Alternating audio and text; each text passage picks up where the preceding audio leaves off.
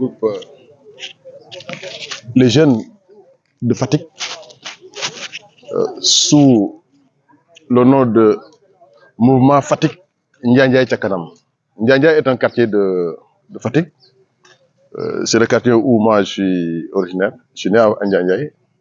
Donc, nous avons démarré les activités du mouvement au niveau de Ndiandiaye. C'est pourquoi donc le nom de Ndiandiaye est apparu dans le qui. Nous avons un invité, c'est M. Riyad Kawar, qui était le directeur général de Fabri Metal. Fabri Metal est une sidérurgie, c'est l'industrie qui fabrique les fers à béton. Les fers à béton.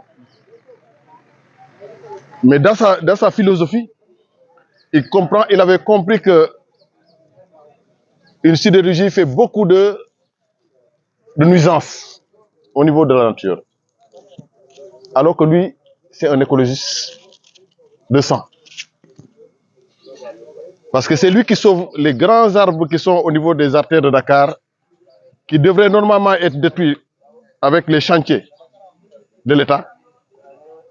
Il a son dispositif qui lui permet de les arracher de là où ils sont et d'aller les sauver le plus souvent donc à Sébikotane, où il a pu régénérer un espace. Personne ne pensait que là-bas on pouvait avoir des arbres. Donc c'est quelque chose qu'il a dans le sang. Il a travaillé avec Ali Haïdar El Ali au niveau de Océanium. Il connaît Fatick, hein? Très bien. Pendant qu'il était directeur général de Fabri Metal, il donnait aux régions 500 cocotiers par année. Et jusqu'à là, les 45 départements du Sénégal, il a envoyé dans chaque département 200 espèces et plus. Dans les 45 départements du Sénégal. Donc, c'est quelqu'un qui vit pour la nature. Parce qu'il a compris. Il a compris.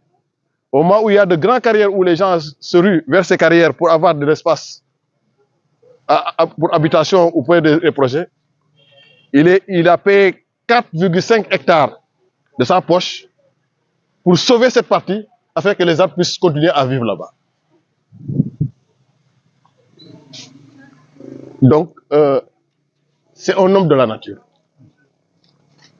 Et c'est lui qui nous a remis également 650 pieds en appoint de ce que nous avons payé pour accompagner l'activité d'aujourd'hui.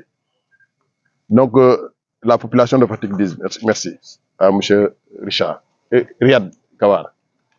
Mais aussi en termes d'environnement. C'est un pays sahélien. Donc, on sait que le désert du Sahara n'est pas très loin et qu'il y a des mesures à prendre pour contrer le désert. Parce que le désert, c'est ce qui combat la vie. Quand on va dans le désert, on va pas avoir autant d'animaux qu'on va en voir dans la savane ou bien dans la forêt.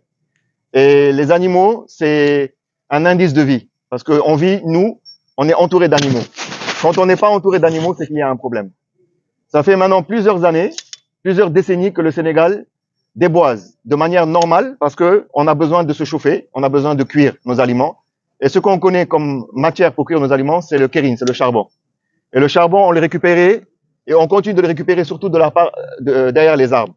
Mais on a oublié l'importance qu'a un arbre parce qu'il amène la nature, il amène la faune, il protège contre les maladies, il protège contre le climat, les fortes chaleurs. Il attire aussi l'hivernage. Quand les forêts sont organisées, elles permettent au cycle d'hivernage qui vient chaque année de juin jusqu'à septembre de se propager dans tout le pays. Et quand on coupe les arbres, on coupe l'humidité que ces arbres-là dégagent. Et on sait que, si vous ne le savez pas, en tout cas, que l'hivernage, c'est quoi?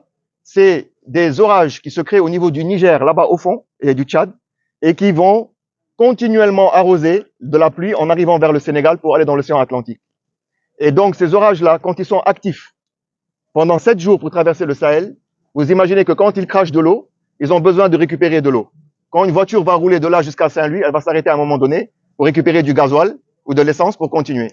Donc, les orages-là aussi, ils ont besoin de récupérer de l'humidité, donc de l'évapotranspiration des arbres. Et quand on coupe ces arbres, on va couper la liaison qu'il y avait entre la surface du sol et le fond du sol où il y a les nappes d'eau.